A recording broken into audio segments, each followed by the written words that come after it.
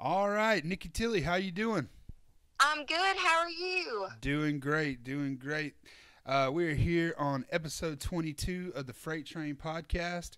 And for everybody who didn't hear me just a second ago, I have Niki Tilley with me here on the phone, and we are going to get into the world of a influencer in the what I call the country world. Everything to do with country and hunting and outdoors or, I tell you what, let's back up a little bit. How would you describe yourself, Nikki? Well, obviously, I'm a country girl from North Carolina. I'm a barrel racer. I live on a farm, so I'm a farm girl. I'm a hunter. You name it, I pretty much do it or have done it. Awesome, awesome. And just starting right off the bat here, following you on Instagram, and for everybody that wants to follow her, check out Niki Tilley 10 on Instagram, and I think it's the same on Twitter as well. Um, so Yes, Niki Tilley and 10 Facebook and Snapchat. and Facebook Anything and Snapchat. on the internet, it's Nikki Tilley 10. Okay, and that's Nikitilley and the number 10. So Yep. everybody go follow her right now. Yes, So please. looking at your Instagram, well, I'm sorry. We'll back up. And the people who listen to me are used to hearing me ramble, so we're we're gonna stop a second. The entire reason I wanted to interview Nikki, number one, is because I think she just lives an awesome life. I think she's got cool stories and things that she gets to do that just aren't regular. I mean, you live a pretty cool life. I think that's safe to say. Yeah. And we met a long time ago when I was working for Daniel Lee, and Lynn Sengupta was his manager. And you came down and were in one of Daniel's videos, I believe. I think that's how I met you the first time, but I know it was through Lynn. However, it was maybe it was Southern Summertime with Charlie Farley and Daniel Lee. Was that it? I Yes. think that was the first video that we did. Yeah. Yep, and that was still a few years ago. I don't remember really when, but it's been a while. Yeah, it's been a little while. Yeah, I think it was 2010, maybe. We Oh, can look that wow. up. We can fact check later, I guess. But yeah. So I just want to kind of get into how you got to do the things that you started doing. I mean, if you go to your website, nikitilley.com, you can check out all your modeling and portfolio stuff, the videos you've been in. So, can you give us a brief little idea of how you got started in all this? Yeah, well, it started from, I think I was 9 months old. My mom put me in pageants. And because I was the little girl with the blonde curly hair and the blue eyes, and so everybody just always told my mom, "You need to get her in front of a camera." And she's just, different. She looks different, and so from a young age, she started me in pageants, and then that went to modeling agencies, to doing catalog shoots, you name it. So then my grandpa started me in the hunting. I've always lived on a farm ever since I was little. I was born and raised here where I'm at. And so I was always around cows and horses and the dirt and the dirty lifestyle. I was just drawn to it. It's who I am. And so at a young age, my grandpa started me in hunting.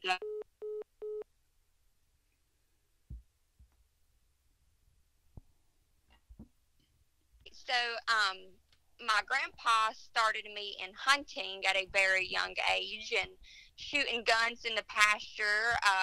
We would set up like Mountain Dew cans, and if I could hit it, then I was good and ready to go hunting pretty much. But then, after the hunting, I would go do a photo shoot, and never once at that young of an age did it cross my mind that I could kind of put the two together. However, if you look at my social media, most of my modeling stuff in the recent years involves my horse or a four-wheeler or fishing or something. Yeah. And so then I learned, I was like, I'm tired of like having to be a certain size and not tall enough for most agencies. And that was actually like real catalog runway models, and that just wasn't me. And so I was like, you know what, I want to model camouflage. And one thing led to another, and now I really do model camouflage, and I get to travel the world and I hunt for a living, basically. And I'm looking at your Instagram here, and I see that one of the people you model for is Magellan Outdoors from Academy. Yes. Yeah. Yes, so I last hunting season, Academy Sports and Outdoors reached out to me, and they wanted me to wear their camo, and that is huge. I mean, Yeah. Academy is huge, so I was very thankful and blessed for that opportunity. That's awesome. So moving down your Instagram a little here, I saw that just recently, and we were talking about this before we started recording, but you just got back from the National Wildlife Trade Federation show in Nashville. That's what it's called, right? The National Wildlife Turkey Federation. Turkey Federation. Sorry about You're that. fine. And I see here you met quite a few interesting people. Jamie Johnson, for one. How was meeting him? That was really cool. So he came, I was sitting in my friend's booth, and all of a sudden I noticed a guy with a really big beard and a lot of hair, kind of more than normal. Yeah. And so I just kept staring at him. I knew him, but I couldn't put a name with the face. And I saw these guys ask for a picture with him. And I was like, huh. I told my friend, I was like, I wonder if they took a picture with him just because he has like a really cool beard and hair. And then I ran up to those guys and I'm like, hey, I was like, who was that guy? And they was like, it's Jamie Johnson. And I'm like, no way. So I literally like darted down the aisle looking for him, and I stopped him, and he was the coolest guy ever, and was so calm and laid back and took a picture with me. And next thing I know, those guys walked back up to me and they're like, hey, Allison Krauss is in front of him. And I'm like, no way. I was about to ask like, you about her next. Yes. So Allison Krauss, in my book, is a legend in country music, gospel, and bluegrass world. Oh, yeah. And so, and I didn't know this, but they're dating. And so I guess that's why they was together. Like, duh, Nikki. Wow, I didn't know that either. But, so I had those guys point me out to her, and she was a little bit up further than Jamie was. And so I took off running after her because I could not miss this opportunity. Of course. I've seen stars before, and I guess you could say that I got starstruck and I was nervous and never asked for a picture, and I regret that. So now I just go straight up to him and I'm like, hey, can I have a picture, please? I hear you. And I've heard that before too, like, because I used to be the same way, being around a lot of these country people that are popular and famous and so forth. I was the same way. I was like, nobody wants, to be asked to take their picture all the time. But at the same time, like, I've heard that, if it means something to you, go ask them. Like, because most of the time, unless they're eating or with their family or something, they're usually okay with taking pictures with people. So I think that's awesome that you finally went and asked, for pictures and stuff, because I've been right there too and regretted not, asking for a picture, like, because people go, prove it. And I'm like, well, I can't prove it, but I did meet him, I promise. Right, exactly. I mean, meeting those kind of people is one, I'm not going to say once in a lifetime, but you don't get to do it very often, And see, I've been to Nashville several times, and I've yet to like be that person that saw somebody famous in the streets of Nashville or something. So this was my first time ever seeing somebody of that caliber just out and about in Nashville. So I'm still ecstatic about it. I hear you. Funny little story. I was in a bar in Midtown and in Nashville, and I believe it was called Rebar. And me and a buddy of mine were playing darts, and this guy walks up with a scruffy voice, and he goes, "Hey man, I got next game. I got winner." I'm turning around, I'm like, "All right." And then I went to the bar to get a beer like 5 seconds after that, and I turned around, I'm like, I know that guy, and I couldn't figure it out. Turns out it was Randy Houser. Came up, tapped me on the shoulder, said he had next game. I was like, oh my God. But that was one time where I didn't ask for a picture. So anyway, aww, yeah. But I didn't get to play with him either. He was by the time we got done with the game, he went off somewhere. But anyway. Oh wow. Yeah. Now I'm continuing to scroll through your Instagram, and I see here that a little bit ago you were in Vegas. And you met Donald Jr. Donald Trump Jr. How was that? So that is another person that I had to run down pretty much. I see when I see an opportunity or I hear an opportunity, I chase it, and that's literally what I've done with these people. So I was at SHOT Show, the world's largest gun show, and my friend, Donald Trump and Donald Trump Jr. are huge supporters of the NRA and the Second Amendment and everything. Yeah. And so Donald Trump Jr. is usually at these shows. And I was at another show, NRA, last year, and Donald Trump Jr. and Donald Trump was there. I got to watch him speak.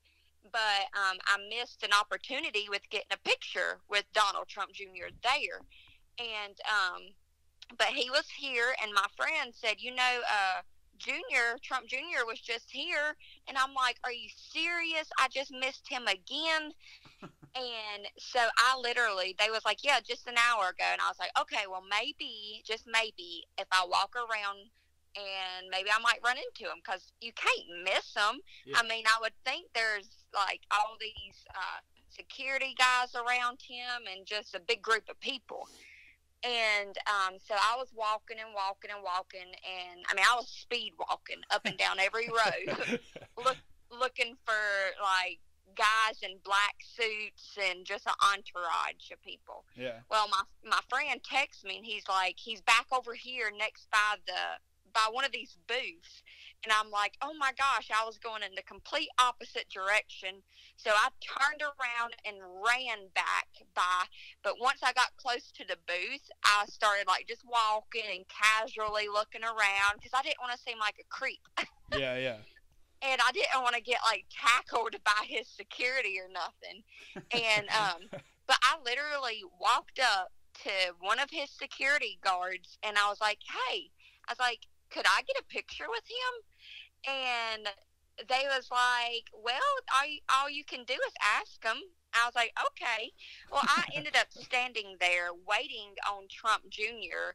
to get done talking to some people for about 10 minutes, just standing there talking to his security guards. Wow. Before I ever, he got a free moment and I was able to get a picture with him. But he was in a rush, but I got that picture, and it was my top memory from SHOT Show this year. That's really cool. Well, I want to move on to something different, because I don't want to just keep going down your Instagram. But I am looking now at all the music videos that you've been in, and you've been in quite a few. I think it started when, because we both know Lynn, and she is an awesome, awesome person. When I was younger, I literally messaged, I think, Daniel Lee's website, and Lynn happened to be the person I was talking to, and I was probably 16 or maybe even younger. And I was just like, hey, I want to be in your video, and Lynn, I mean, we hit it off, and I was able to go to Georgia, and the rest is history. Now I have a whole list of music videos I've done, from Colt Ford to Brantley Gilbert to, I mean, it's just the coolest thing ever. I was about to say, yeah, I'm going to list them off here, and then we'll go back and talk about some of them. So you've been in Southern Summertime with Charlie Farley and Daniel Lee, the Driving Around song with Colt Ford and Jason Aldean, and I think Danica Patrick was in that one. And Yes. then Chris Lane, Let's Ride. You were in Moonlight Crush by Outshine. Yes. You were in Shake It by the Lax. You were in Field Party with the Lax and J.J. Lawhorn. And then Country Must Be Countrywide with Brantley Gilbert. Yeah. That is a heck of a resume there. Yep. So how did, I mean, obviously, I think we can link some of these to Lynn. But like Outshine, Moonlight Crush, how did that one happen? So, the hunting world and like the country music world, once you're in it, it's a family, It is.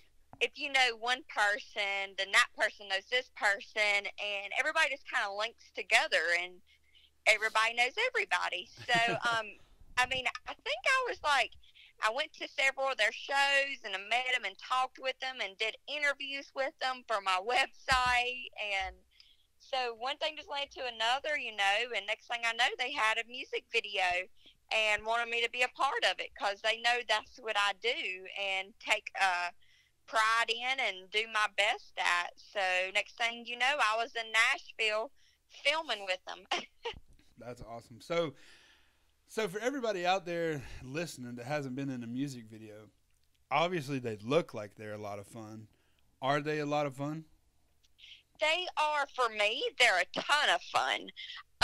Now they do, so that one with Outshine, we started that morning, like, say it was a Friday morning or something. We started at like 7 or 8 o'clock, and we didn't finish filming till like 3 o'clock the next morning. Woo. Yes, and you might have a plan of what you're going to do and film, but literally that changes every few minutes. It seems like while you start filming, and you get another idea, or you want to, it's crazy, and sometimes the filming takes several days. Yeah. That's pretty cool. And it's a lot of acting. I mean, that's what you're doing. You're acting, and you have to replay and redo, and so you're doing several of like the same thing, like several times, repeating it. The next video I want to talk about is the Lax and the titled Field Party featuring J.J. Lawhorn. Now, I watched this video a couple times, and that just looked like a constant party. Yeah. I mean, y'all are just getting down in that video. Yes. So they had a tire swing, and they had big trucks everywhere. It was a real field party that they was filming, and thankfully I do not drink. Mm-hmm. And especially something like, it was a job to do. We had to film this music video, but I mean, if I would have been drinking, I wouldn't have been able to do it. And so we're filming this field party music video all day, and some people was drinking, and they wasn't lasting long. So, I bet not. So it was just fun, We was dancing around in the field and had a bonfire and all kinds of cool stuff. I hear you. How is J.J. Lawhorn in real life? Because he has a big personality that comes through, over the internet, and I don't know if you've seen him lately, but he always had long hair, but now he literally has hair like down to his knees. Oh my gosh, no! See, I have not seen him lately. The last time I saw him was when we filmed this music video, and it's been a while for this one too. But no, he was super nice and super fun to film with. Awesome. That's cool. Well, the next thing I want to talk about is your hunting, because this is what intrigues me the most, probably. And I'm not trying to sound dumb. I realize that women hunt, that it's a big thing for women to hunt, but you hunt a lot. Yes. You hunt a lot, and your hunting has actually taken you into some different opportunities that I want to talk about too. Now, I think you had a TV show at one point, right? Or you were involved in a TV show about Yeah. hunting. So, I can be like a special guest sometimes on people's shows because almost like the hunting industry, like I said, it's a big family, Yeah, and so everybody has a TV show pretty much. So whether it's on the Pursuit channel or the Outdoor channel, um, everything kind of goes together. And so I've been on several just guest appearances, on the Pursuit channel. And last year, I had a pretty big show on the Outdoor channel, and that's huge. I mean, that's the yeah, biggest network out there. yeah, it is. And now, weren't you saying that there's going to be a reboot of that show or a different version or something coming up? Yeah, so last year it was called Miss Wild Game, and there was me and two other girls. Well, unfortunately, there was this one particular buck that I was after the whole time. From the goal of the show was you get a big buck and then get as many does and hogs as you can. Yeah. Well, I just fell in love with this one buck, and because he was the biggest buck I've ever seen at the time and ever had an opportunity to hunt. And so I was like, you know what? I'm going to just hunt this one buck. I'm not going to worry about nothing else. Yeah. But that wasn't the thing to do to win the competition. So I kind of, to win it, I didn't do the right thing really. But in my head, I just wanted that buck. Well, the competition came to an end and I did not get the buck. I shot him. I made not a good shot. I was like an inch off of where I was supposed to be in the heart. I hit him in the knuckle, and the arrow did not even do nothing to him. And he was fine, he was still there. And so my buddy Matt is like, "Why don't you come back and do a redemption hunt?" And I'm like, "Heck yeah!" Awesome. Well, Yes. do you have any idea when that's gonna be coming on, or? Yeah, so we filmed the week before Christmas, and that's actually going to be airing in this April, here in a few months. Okay, awesome. Well, we'll definitely keep everybody updated. And I don't want to spoil anything, but I mean, was it? Did you get redemption? Well, let's say I might have saw him. I hear you. I hear you. Okay. Hold on. And let's also say that I did get a buck too. Okay. So, all right. Well, there you go. It's a 50% chance it was him. So. All right. Well, Niki, every guest that I have on the show, I like to talk just a little bit about what's going on in country music, because the theme of this podcast is to talk to people in and around country music.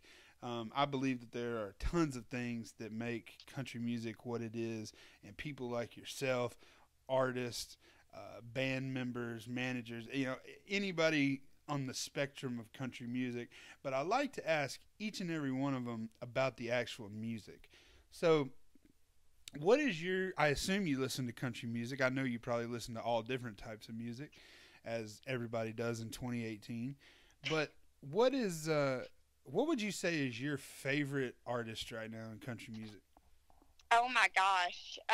You know how hard of a question that is? I know. But if you had to go to a song right now on Spotify or wherever you listen to music, what would be the one song you want to hear? Okay. Well, I'm kind of an old soul. Okay. And I'm stuck in the 90s. That's some of the best music. Do what? That was some of the best music. Yes. So honestly, and it drives my friends crazy, but I am a huge Shania Twain fan. Okay. And I listen to her every single day, and I don't think she'll ever get old to me or annoying, but she gets annoying to my friends, of course. But I mean, I just listen to her every day, I hear you. and George Strait, and just some of the older country like that. There you go. What'd you think about the new stuff Shania put out? I like it. I've not been able to hear a bunch of it. It's different. Yeah, it's different. Yes. There's one of the new ones I like, but I guess it'll just have to, if I don't really like it. I mean, I like it because it's Shania. I mean, let's be honest, but Yeah, yeah. it's just different. Some of it is, but I still like it. Well, that's cool. Nikki, say thank you for coming on and talking to me today. It's been really fun. I've been looking forward to having this conversation, and can't wait to get it out to the people. Yeah, well, thank you so much for having me. I've had a blast. Awesome. And again, everybody, you can find her on all the social platforms at Niki Tilley 10. Go check out her website at nikitilley.com. And you probably see her in an Academy magazine somewhere if you're looking for a new camo jacket or something. So keep your eye out. And yeah. Yeah, there's no telling where I might pop up these days. Awesome. These days. Awesome.